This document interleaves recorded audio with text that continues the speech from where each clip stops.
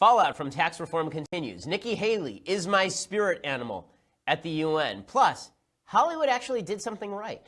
Really. I'm Ben Shapiro. This is The Ben Shapiro Show.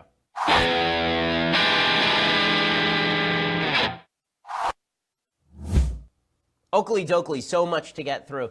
At the end of the week, it's been a long week and it's only Thursday. I mean, it really feels like it should be Friday at this point. So we're just sitting around the office making Star Wars jokes at this point. I won't spoil Star Wars further with the joke that I just made that is spectacular and that I stole from Ben Domenech over at The Federalist. But before we get to anything of real interest, and there's a lot of news happening, first I want to say thank you to our sponsors over at Tracker. So I lose my keys and I lose my wallet and I lose my phone a lot. My wife does it even more than I do, and I can say that with a straight face and in all candor. But no longer thanks to Tracker. So Tracker is the best device to prevent you from losing your wallet, your phone, your keys. Right? The way that it works is that it's a coin-sized device. You stick it on your keys, and now when you lose your keys, you take your phone, you hit a button, and boom, your keys are ringing and you can find them. And if you lose your phone, and even if you turned it off, right, you turned off the sound on your phone, and so it's silent, right? This has always driven everybody nuts. You lose your phone, you try to call the phone, it rings, but you can't hear it because it's on silent.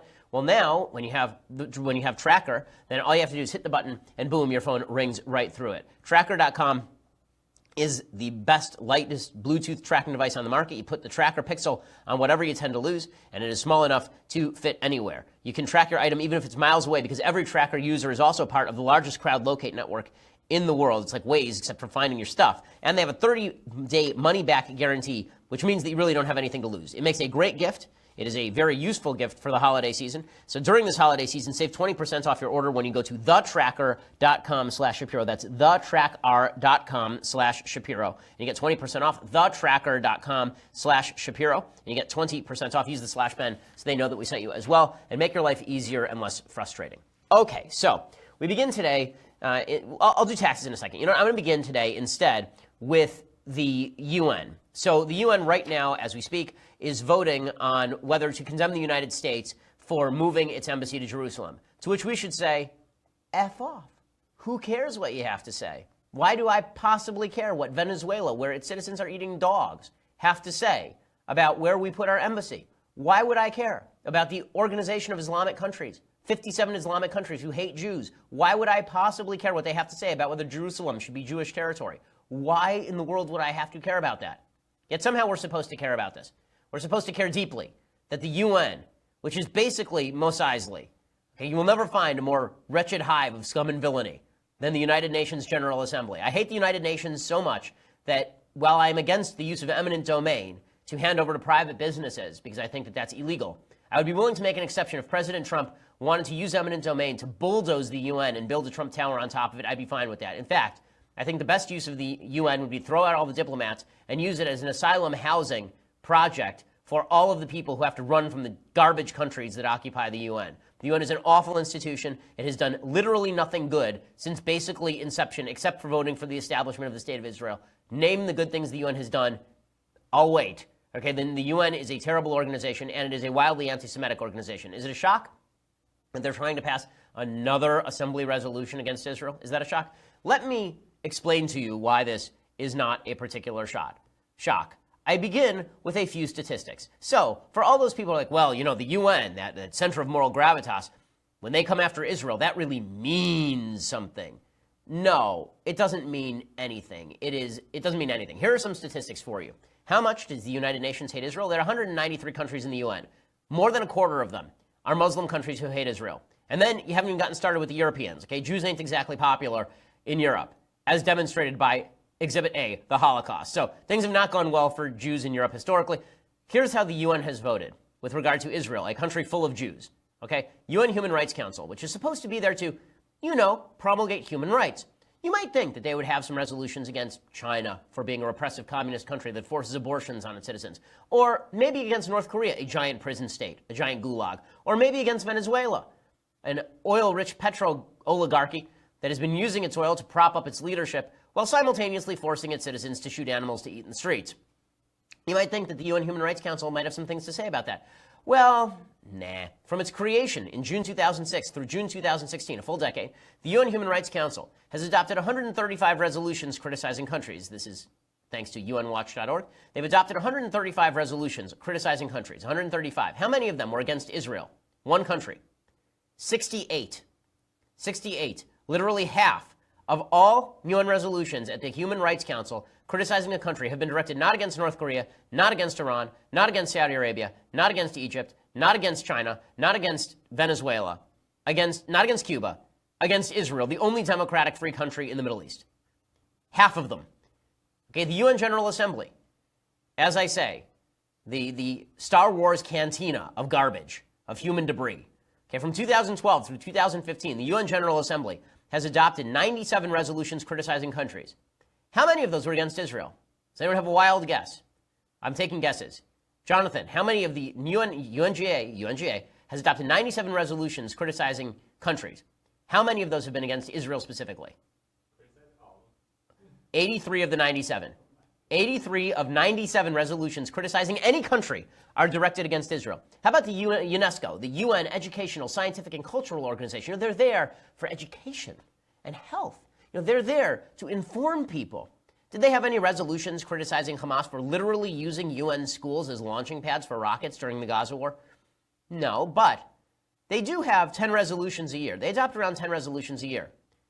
How many of those resolutions have been against Israel? All of them. Literally all. There has been one resolution against another country, and that was against Syria in 2013. Since then, Syria's been great, by the way. Things have just been swimming in Syria. I mean, UNESCO has had nothing to say about Syria while 500,000 Syrians were slaughtered. But Israel, boy, oh boy, that Israel. The World Health Organization, right? They don't even adopt resolutions against countries. They adopt resolutions against Israel. Literally, they adopt one resolution a year, singling out Israel for condemnation. The International Labor Organization was established to improve conditions of labor, regulate work hours, and fight unemployment, and ensure adequate living wages. Israel has the strongest economy in the Middle East, and it ain't close. At its annual conference, the ILO only produces one country-specific report. Guess the name of the country. So, is it super shocking that the UN has decided to single out Israel and say that Jerusalem is not Jewish territory? Is it super shocking that the Palestinian Authority, a terrorist group, has come out and said, how dare the United States try to blackmail us? They're trying to blackmail us. They're trying to say that if we oppose them, they'll cut off aid. The United States. Okay, the Palestinians don't get to talk about blackmail. Palestinian Authority, Hamas, Islamic Jihad. Their entire strategy is if you don't give us what we want, we will come into your house and murder your children. That is, extortion is their entire political strategy and has been for decades. But they're ripping the United States. So, as I said earlier, Nikki Haley, the UN ambassador under President Trump, is my spirit animal.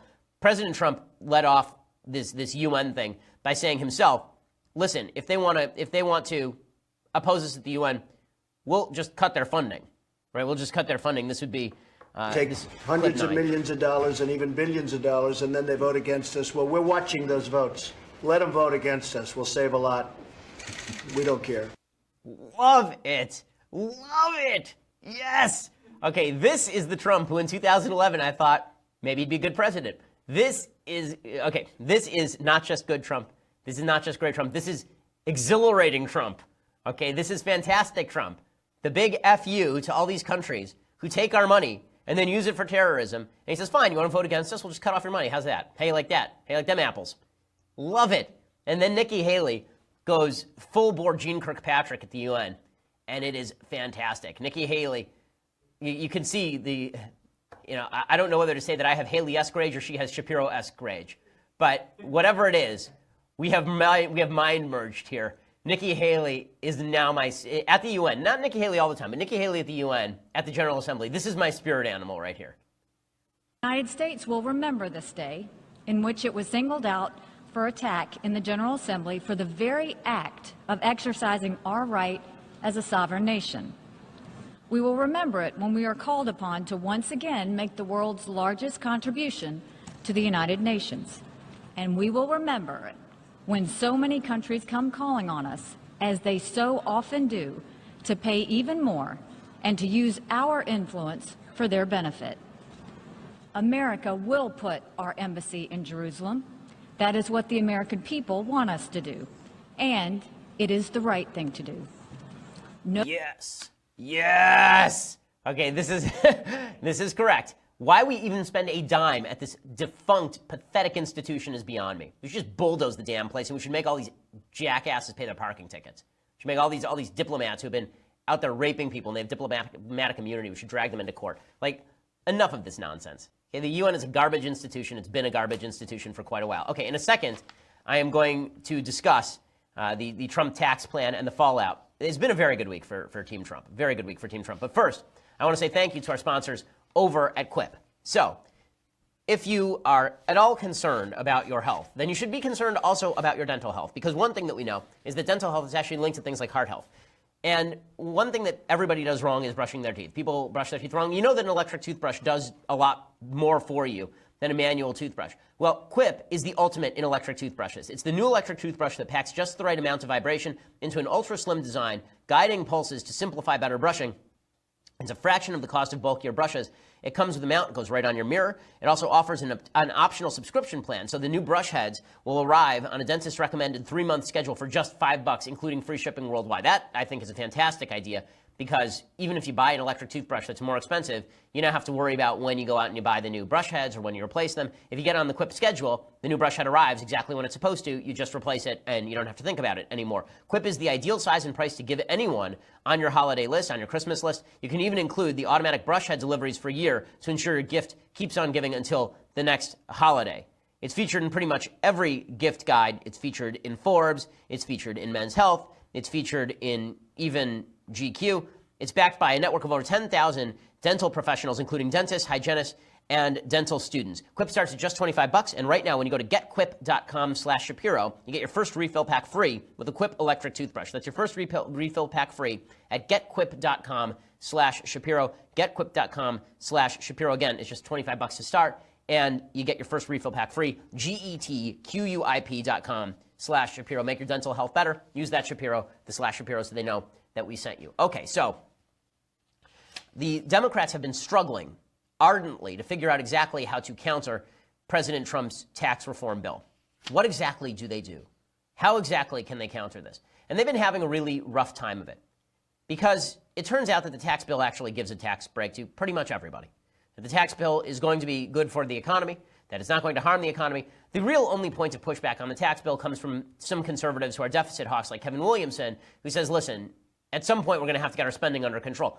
That's true, but that's not really a critique of the tax cut so much as it is a critique of our failure to cut our spending. Right? Even if there were no tax cut, we'd have a massive debt. So we have to cut our spending, in other words, anyway. But the tax cut itself is slated to help the economy, and this is what's scaring Democrats. Also, the polling numbers have apparently started to turn around for the tax cut already, as people begin to see that this tax cut is not some sort of boondoggle to help the rich. The Democrats are beginning to panic. They're starting to freak out. So it's led by folks like Seth Meyers. Seth Meyers, of course, the late night host. And now we have to have all of the political thoughts of our late night host. It's vital for me to hear what the guy who used to write for Comedy Central has to say. A guy who used to write comedy lines for President Obama has to say about the tax cuts. This seems like a real honest broker to me. Here's Seth Meyers saying that the GOP tax bill is a brazen heist. Brazen. First of all, I do love when people use the word brazen, but really only when it's followed by hussy. I think that brazen hussy is a great historic film phrase, but in any case, it's a brazen heist, according to Seth Meyers. Here we go. Republicans passed a sweeping overhaul of the tax code that will overwhelmingly benefit corporations and the wealthy, amounting to nothing less than a brazen heist of the country. Okay, a brazen heist of the country? Who stole the country? It's like, where in the world is Carmen Sandiego? If you ever watched that show or played that game, it would be people stealing like actual monuments. It was like Carmen Sandiego just stole the Washington Monument. Where did the country go? If it was heisted, why am I still here? Or are we in a different zone? What's happened? Now, first I was killed, and then they stole my country. It's so weird. What's going on? Why does everything seem exactly the same? It was weird. I woke up at 5. I woke up very early this morning, and I got in my car, and I looked around. I saw there was no one on the roads, and I figured everyone had been killed by the tax bill. But as it turns out, it was just 5:30 in the morning, and who the hell's on the road at 5:30 in the morning? So that was the actual solution, because I got at 9 o'clock, everybody was out doing their normal stuff. In any case, the Democrats are struggling to come up with the rationale for opposing this thing. So they've tried the Seth Meyers, it's a brazen heist. They've also tried the tax cuts just don't do anything. Right, so we've heard this from a couple of Democrats saying, well, you know, at the lower end of these tax cuts, some families are only getting back like $80 a month. Is that really a lot of money? Is that enough to do anything? Does that even matter? It matters to the person who's getting back $80 a month. And it's not nothing. It's better than not having $80 a month. Let's put it that way. My favorite defense of opposition to the tax cut comes courtesy of one of the worst representatives in Congress, I've actually openly supported his opponent. I generally don't support politicians in races, but I've openly supported his opponent in California. This guy is Ted Lieu. Ted Lieu is the congressperson from out here somewhere in the city, in like La Brea area. And Ted Lieu says that this bill will harm Americans. Here was his initial statement on it yesterday. Democrats are not opposed to tax reform. We're opposed to harmful tax reform. And this bill is going to harm America by exploding our deficit by $1.5 trillion. It's then going to require automatic cuts of $25 billion to Medicare. And most of the benefits of this tax bill go to the super wealthy. Okay, so all of this is happy talk. Then he got to his real point. His real point he made on Twitter. And it is demonstrative of how some people on the left think about the role of government and what it's supposed to do. Here's what Ted Lieu tweeted, quote, GOP underestimates how people feel when they know others got a better deal. If Sally gets a tax cut of $380, but others get $200,000, she will be upset. And wait until Joe finds out he's getting a tax increase for residing in California. That's why tax bill is so unpopular. Human nature. Deep thoughts there from Ted Lieu. Human nature. Now, here's the thing. I agree with Ted Lieu. I agree. Human nature is for us to be jealous jerks. That is our nature. Our nature is to see the guy next door with the Lamborghini and think, not if I work harder, maybe I too will have a Lamborghini, which is totally acceptable, but that guy has a Lamborghini. I'm going to go key it. Right? Or that guy has a Lamborghini. What if I stole it? Right? That is human nature. Right? We are a jealous crew. We are not kind. The green-eyed monster of envy gets us all. This is why there is an explicit commandment in the 10 that specifically deals with this. That thou shalt not cover thy neighbor's ass, Al Franken. Right? That you shall not covet your neighbor's property. That's the idea. Okay, it's actually breaking a commandment to fall in with Ted Lieu's logic here. This is why we have created institutions to prevent us from acting out on our jealousy. The founders also believed that we were jealous and that we wanted each other's stuff. And so instead what they said is, we will set up a system where you can't take each other's stuff. There will be checks and balances. There will be people who can vote against you. There will be institutional barriers to you being able to do this. Ted Lieu apparently believes that jealousy as a motivating factor should decide policy. Right? The jealousy should decide policy. Now, how does he get from the is to the ought? How does he make that jump from people are jealous to we should humor their jealousy by stealing some people's money and giving it to others? How does he get from one to the other? The answer is, of course, that Ted Lieu believes, like so many Democrats believe, that what you're jealous of is actually not that guy's property. What you're jealous of is not jealousy, it's rage at the injustice of a cruel universe that can be healed by an overarching government power. Right? You're not jealous of that guy's Lamborghini. You're angry at the system that allows a douche like that guy with the Lamborghini to have a Lamborghini. And it's the system that's responsible. Your neighbor, he's not responsible for the Lamborghini. The system's responsible. So if we just change the system, you too can have a Lamborghini, or even better, no one can have a Lamborghini ever. Right? This is the logic here, which coincidentally violates at least two others of the 10 Commandments, right? The commandment that says you're not allowed to steal. It turns out that it is still theft if you vote for somebody to go steal something. Right? If Austin and Mathis both come into this room and they say, we just held to vote, there are 3 of us here, the 2 of us votes take half your salary, this would be theft. Okay, I would also fire them. Okay, this would be theft. And the idea that it is not theft so long as you vote for the theft is really stupid. So that violates another one of the 10 Commandments. Then there's the third of the 10 Commandments it violates, which is the notion of a supreme arbiter of the universe, a God, who is just and good. Right? The idea that government can replace God and that government can provide to you all of the necessities that you seek. Right? That is what Democrats are basically saying. That if a poor person exists and a rich person exists, government can come in and heal all woes. So the Democrats are beginning to show their hand, and it's an ugly hand. It really is. I mean, this is ugly stuff that you're hearing from the Democrats. And this is why you have people like Bernie Sanders, whose entire raison d'etre is jealousy, right? Everything Bernie Sanders is about is the idea, the income inequality, this talking point. I've said it many, many times. I'll say it again, that income inequality is not an issue to me so long as my life is getting better. If it's an issue to you, even though your life is getting better, it's because you're a bad person. Really. I think it's that simple. If income inequality is an issue for you, if everyone's life is getting better but income inequality is still an issue for you, it shows a moral shortcoming. If you think income inequality is bad because it breaks social fabric, or you think income inequality is bad because it's a zero-sum game, I think you're wrong, but that's at least arguable. But if you just think that income inequality is bad because you're jealous, or because you think the system is quote-unquote rigged, but you have no evidence the system is rigged, if everyone's life is getting better, but you're angry that everyone's life is getting better, that everyone's life level is going up, but the people at the bottom, it's going up this much, and the people at the top is going up this much, If you're angry about that, that makes you a bad person. Because what you should really be focused on is, are you rising or are you falling? Is the society rising or is the society falling? Bernie Sanders, of course, works from the zero-sum game philosophy of life, in which no one can rise without someone else falling.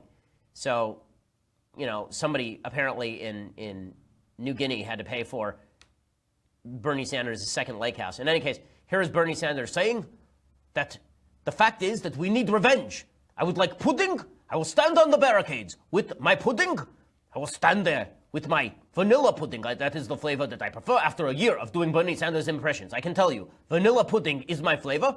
I love vanilla.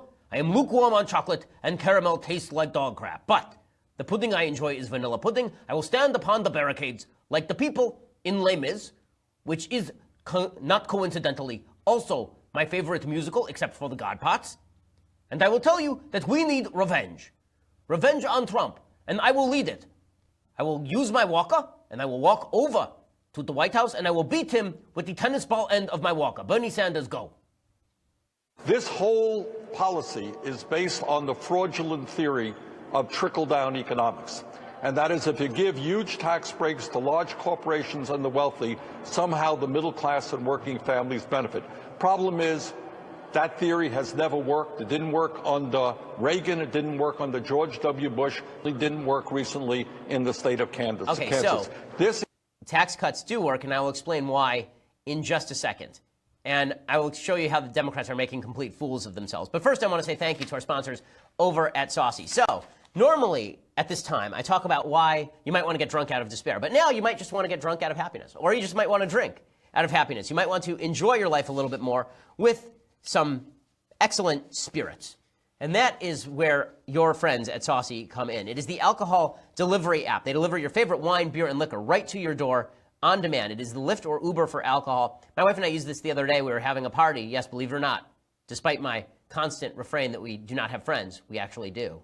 I know, shocking surprise twist ending there. But we actually had a party at our house, and we were running out of alcohol, so I dialed up the Saucy app, and boom, they were at my door within 15 minutes with precisely the alcohol that I had requested. If you're in a big city like San Francisco, Chicago, San Diego, or Sacramento, they will come to your door in less than 30 minutes. For the rest of us, Saucy delivers beer, wine, and liquor to your door in 2 days or less nationwide. So if you are organizing a party and you want to get the best price on liquor, go to Saucy. There are no minimum orders, no delivery fees, no running to the store. If you have the Saucy app, you've got a fully stocked bar right there on your phone. And for a limited time, you get $15 off when you download the Saucy app and you enter promo code BEN, which means you're getting some free alcohol, essentially. For a limited time, $15 off when you download the Saucy app and enter promo code BEN. Saucy, S-A-U-C-E-Y. Enter promo code BEN for $15 off.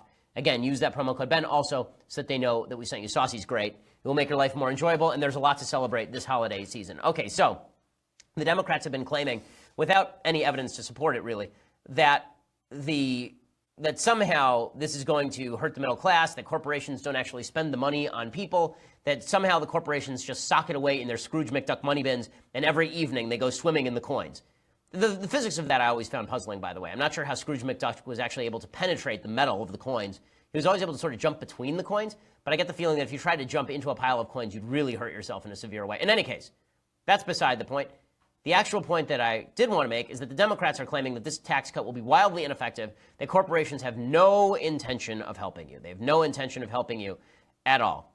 And leading the charge here is Chuck Schumer. So Chuck Schumer, the Senate Minority Leader from New York, here's what he had to say about the tax breaks. Now, there's great irony to this. You're going to hear him rip one particular company here. That company is AT&T. I will explain why this is so hilarious and ironic in 1 second, because he basically says something and it gets debunked as he is saying it. It's pretty astonishing. Well, if you believe trickle-down economics, he's right. The trouble is no one in America, not the American public, not the economists, believe that trickle-down works. Corporations are flush with cash right now. The stock market's booming. Job creation isn't. Look at all the companies that have already said they're going to use their tax break for stock buybacks, for dividends that don't affect average Americans. And I love the example of AT&T. Over the last 10 years, AT&T has paid an average tax rate of 8% a year. They have 80,000 fewer employees today than they had then. Tax breaks, don't lead to job creation. They lead to big CEO salaries and money for the very, very wealthy. Okay, so here's the part that's hilarious and ironic. So as he's saying, AT&T, they didn't spend any money on their employees. They paid very little taxes and they're spending no money on their employees. First of all, this is sort of reversing the polarity. One of the reasons corporations pay less in tax is because they're making less money or they have had realizable losses in the last year, right? I mean, it's not like they can just pay less taxes and get away with it. In any case, what did AT&T do? As Chuck Schumer was speaking, in the same hour, AT&T announced that once President Trump signed the bill into law, they would, quote, invest an additional $1 billion in the United States in 2018 and pay a special $1,000 bonus to more than 200,000 AT&T U.S. employees. Oops. Picked the wrong company to pick on that time, Chucky. And it's not just AT&T saying this. Boeing has announced $300 million of investment in corporate giving, in workforce development, in new facilities and infrastructure. Fifth Third Bancorp is a bank headquartered in Ohio. They announced they would give a minimum hourly wage, raise it all the way to $15. You remember the left was saying they wanted $15 minimum wage? They got it approved by President Trump. How? Through economic growth. They're also going to give a one-time bonus of $1,000 to more than 13,500 of their employees. Wells Fargo has a lot more employees than that. Announced they will increase their minimum hourly pay rate to $15, and they will aim for $400 million in philanthropic donations next year due to the newly passed GOP tax bill. Ryan Saavedra writes about this over at Daily Wire. Comcast has announced they're going to give $1,000 bonuses to over 100,000 eligible frontline and non-executive employees and invest $50 billion over the next 5 years in infrastructure based on the passage of tax reform. FedEx announced that they will ramp up hiring in response to the bill. They say they're going to see a $1.3 billion increase in annual profit, and they are promising extended hiring. CVS announced last month that they would create 3,000 permanent new jobs if the tax bill passed. So much for Chuck Schumer's talking point that businesses do not respond to economic incentives. Of course they respond to economic incentives. Of course they do. Okay, and as I discussed yesterday, when Ireland lowered its corporate tax rate from 40% to 12.5%, they basically tripled their GDP growth. When businesses have more money to spend, they either invest it, or they do stock buybacks, which raises stock prices, or they spend it on investment in employees and innovation. The money doesn't just go nowhere, as opposed to when Democrats spend the money when it legitimately goes almost nowhere. Right? So this is good stuff. And I will say another thing here about a differentiation that I think is important. So if you recall all the way back to the show it would have been December. So last December, a year ago, President Trump announced that he and Mike Pence had basically cut a deal with Carrier to keep 500 jobs in the United States with Carrier. And I said I didn't like this deal. The reason I didn't like this deal is because it wasn't a broad-based tax cut. It was a special giveaway to Carrier. It was basically a subsidy to Carrier. I don't like subsidies, and so when Carrier said they'd keep the jobs there, I said this is a cheap trick, it's a parlor trick, and I don't like it. It looks a lot like corporatism. This is not that. When companies say a broad-based policy that affects millions of people across the United States is good for us or bad for us, that is necessary. Companies should be doing that. Corporate heads should routinely be speaking out about how public affairs impact their company. Why? Because the government constantly does. But if you're a Democrat, you spend your entire life going around telling people, you know, this government program that I love, you love it too. You know why? Because it puts money in your pocket, right? This is what Democrats do for a living. For a living, Democrats go around telling people that food stamps are great, and the way you know it is because there's an EBT card in your pocket. Welfare is great, and the way you know it is every week when you go to pick up your welfare check, it's a little bit more because of me. Right? The Democrats are constantly letting people know that they are dependent on government programs.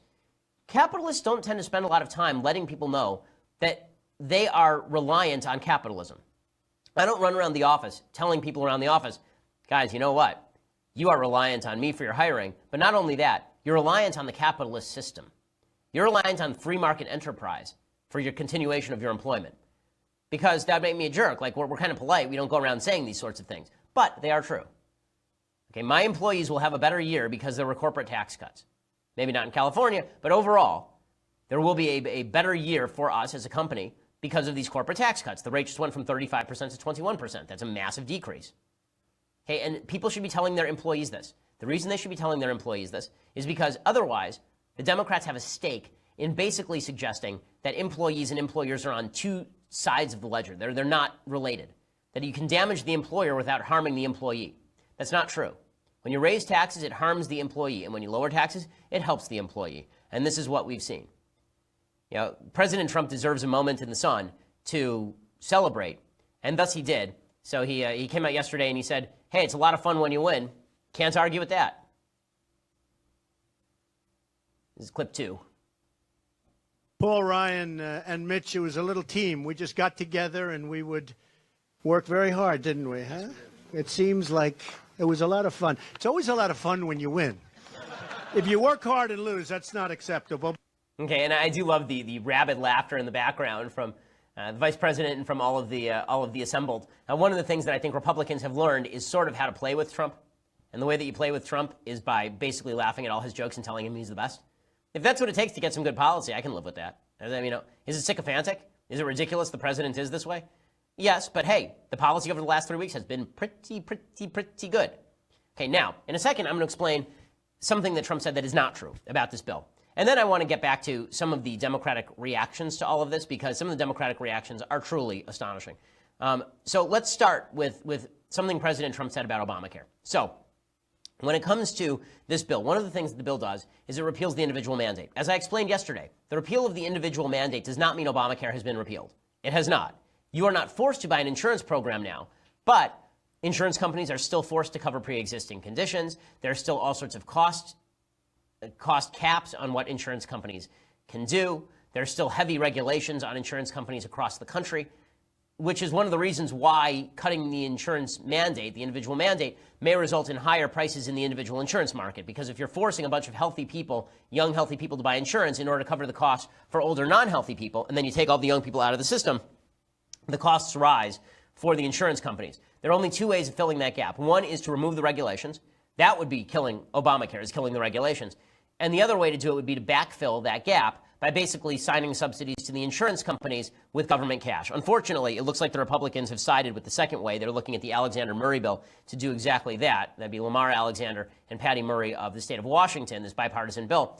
But Trump made an announcement that was somewhat disquieting here and should, I think, give people a little bit of pause going into next year, because this has been a great last 3 weeks. Okay, I said it yesterday. The last 3 weeks, the last month of policy from this administration has been the most conservative policy of any policy I have seen in my lifetime.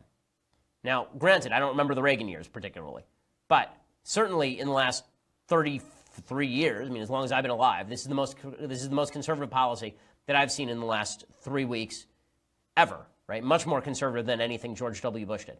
But going into next year, the question is, are we going to keep up this? Is this where we're going to go? The indicators are maybe not. The reason I say this is because here is President Trump talking about the repeal of the individual mandate and what comes next. Here he explains. The individual mandate is being repealed. When the individual mandate is being repealed, that means Obamacare is being repealed, because they get their money from the individual mandate.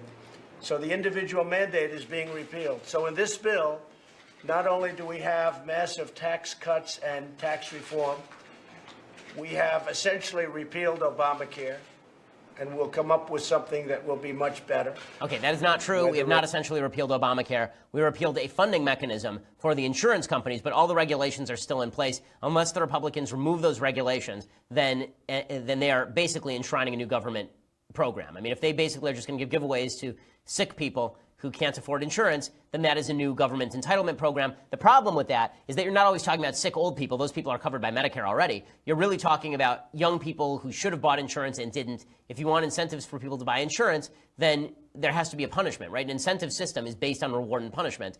There has to be some sort of punishment for not buying insurance when you could have when you were younger.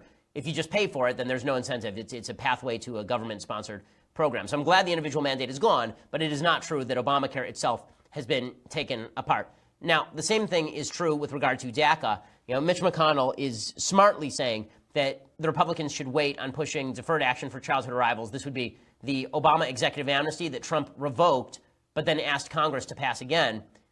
I guess the Republicans are going to put this off until next year. One of the reasons for that is that they don't want to sort of blot the joy that so many conservatives feel over Republicans finally having a signature piece of legislation. McConnell says they might do DACA next year. Is DACA on the table? Senator Schumer and I have already discussed this. No, we'll not be doing DACA but, this week. That's a matter to be discussed next year. The president's given us till March to address that issue. We have plenty of time to do that. So the point here is that what we could see next year is some programming that we don't like so much. For the last 3 weeks, it's all stuff I like. We may see next year DACA. We may see new subsidies to insurance companies.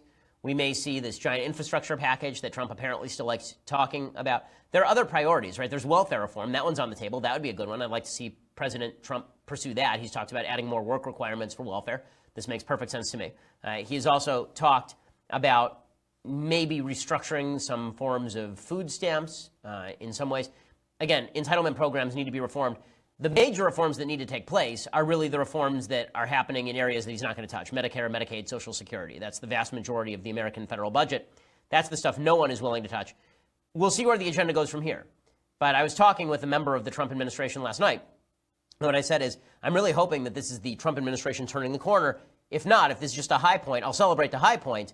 But, you sort of have to hold off the full-scale celebration until you know where things go next in terms of everything's hunky-dory from here on in, particularly with the approval rating so low. I mean, the fact is that Trump's approval rating is still down in the 30s. Not only has he not suffered any severe crises as president, the economy is doing really well, and he just passed a tax reform package. Really, his approval rating should be about 53%. At the very least, it should be in the mid-40s. This is why I say, Mr. President, please just sign off on Twitter. Spend the next couple of weeks enjoying yourself. Let the media fulminate over this, because the Democrats will raise your approval rating for you. The Democrats will play your Hillary Clinton, right? Donald Trump won because Hillary Clinton was a garbage candidate. Republicans can win as long as Democrats continue to be insane. So, speaking of insane, Nancy Pelosi has apparently been digging into one of her grandchildren's high school reading list, because every reference she makes is now some sort of literary reference, but a bad literary reference, like a literary reference that makes no sense at all. So she made a literary reference yesterday to Tiny Tim from A Christmas Carol, because she can't come up with an actual victim of the tax bill since it's just people keeping their money. But she can come up with a fictional reference, and that fictional reference comes courtesy of Charles Dickens circa 1843 in London. Let me just suggest to Nancy Pelosi, if you have to go all the way back to a fictional child in London in 1843 to find a victim of the tax bill, you're not very good at this. Here's Nancy Pelosi, those dentures a slipping and a sliding, explaining that Tiny Tim will be unceremoniously sacrificed to the gods of capital. Simon has a rare disease and cerebral palsy. His mother spoke of how their family watches the Muppet version of A Christmas Carol and how Simon sees himself in Tiny Tim, another kind boy with braces on his legs. Unfortunately, this story, as of today, does not have the same kind of happy ending as A Christmas Carol. But the story is not over. And like Tiny Tim, Simon and his family now find their future in danger because of the greed of those with power. Tiny Tim. Oh, they're going to kill Tiny Tim. By the way, she's not the only person making the Tiny Tim reference. Jackie Speier, Democrat from California, she is also relying on the Tiny Tim reference. I'm just very confused. I understand that all these Democrats think that the Christmas Carol story is a Democrat story. The story is about private charity based on religious observance. And if you missed that, it's because you didn't read the story. Okay, it's because you're illiterate, as maybe some of these people are. A Christmas Story is about a private guy giving charity after being shamed into it on Christmas, a day honoring the birth of Jesus, right? If you're a Democrat, by the way, and you're citing Tiny Tim, let me just suggest that you probably lay off the abortion stuff, because Tiny Tim is a kid with apparently some sort of genetic condition living in poverty. So that would be like number one on your abortion target list. If Nancy Pelosi is around in 1838 and Tiny Tim is in his mommy's tummy, and they know that Tiny Tim is going to have some sort of condition and they're living in poverty, she tells mommy to get an abortion and both Cratchits to go into nude body painting in France. In any case, here's Jackie Speier in California, again, making a Tiny Tim reference. This is the ultimate bad Christmas Carol story. This may be the most shameful day in the history of Congress. Today, in the House, we are going to shake down hardworking Americans for a $1.3 or $2.3, depending on how you count it, trillion tax cut. And at the same time, we're going to put 9 million kids in this country at risk. And these 9 million kids aren't eligible for Medicaid, and their families can't afford the Affordable Care Act because they have to pay a certain amount, and the subsidized amount doesn't cover the cost. So they are truly out in the cold. Okay, she's just making things up now. Okay, the Congress is about to pay for the children's health insurance program. The vast majority of people who are going to be, quote unquote, thrown off their insurance are opting not to be on insurance after the end of the individual mandate. Again, the Tiny Tim references are just absurd. I love when she says this is the worst bill in the history of Congress. Do you even 1850 Fugitive Slave Act, bro? I mean, like, really? Like, do you have... How about prohibition? Was that a really solid one? How about the Alien Sedition Act, where we actually put a congressperson in prison? How about the public act that allowed FDR to establish Japanese internment? How about the Chinese Exclusion Act, which prevented Chinese people from becoming American citizens after immigrating to the United States? Or the Indian Removal Act, which set the road for the Trail of Tears? Or the War Powers Resolution? Right? It turns out that Congress has done a lot of super-duper crappy things. This exaggeration is not helping. I do love that Nancy Pelosi made a second literary reference, which she also botched. She said that the tax bill is, quote, a Frankenstein. And anybody who's familiar with Frankenstein knows it was a creation, a monster that was created. Well, no, again, Frankenstein's the name of the doctor. The monster is not named Frankenstein, you moron. And then she says, do you know the ending of Mary Shelley's story? The monster comes back to destroy. That's not the end of the story. Does she know how to read? Okay, the end of the story is that the monster, after Dr. Frankenstein's death, runs into the Arctic wilds, right? Just runs off into the ice. That's what happens at the end of the story. So, I mean, if you're going to make a literary reference, at least get it right. Now, Nancy Pelosi literary references, not solid at all. But it just shows the desperation of the Democrats in attempting to push against a bill that really is not only not going to harm people, but is going to help an awful lot of people. By the way, the press are just beside themselves over this, and I do have to thrill with President Trump as he taunts the press. Here was a glorious moment yesterday when the president taunted the press about them needing prayer. So with that, I'm going to ask Ben Carson, and you can stay if you want it, because you need the prayer more than I do, I think. You may be the only ones. Maybe a good, solid prayer, and they'll be honest. Okay, I got to love that, because they have been deeply dishonest this week. Well, in a second, I'm going to explain to you. Oh, well, actually, this is breaking news. So here's a little bit of breaking news. The breaking news is that the UN General Assembly voted 128-9 to declare U.S. recognition of Jerusalem as Israel's capital null and void. So breaking, UNGA votes against Israel. To which I respond, breaking, who gives a flying bleep? Who cares? Breaking, not me.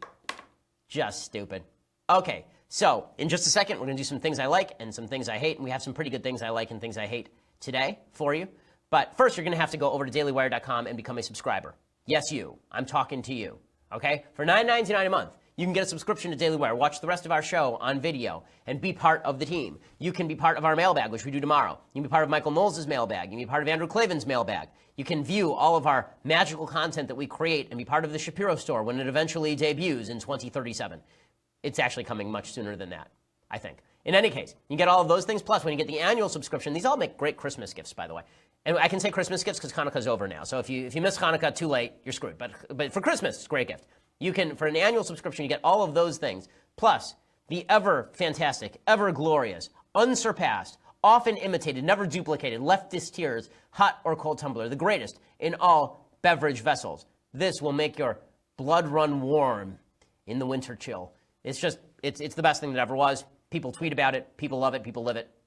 Somebody tried to marry it. That's illegal in Massachusetts still, but not for long if we have our way. In any case, you get all of those things when you get the annual subscription. Plus, go over to SoundCloud, iTunes, Google Play, Stitcher, any place that plays podcasts, and subscribe. Download the podcast every day. Also, please subscribe to our YouTube channel. We have a Christmas video coming out. When's that coming out, Austin? Do we know? Is that today or tomorrow? We have a Christmas video coming out. Suffice it to say, it will embarrass me but make you laugh. That I think is a fair statement, is it not? So check that out over at our YouTube channel. We are the largest, fastest growing conservative podcast in the nation.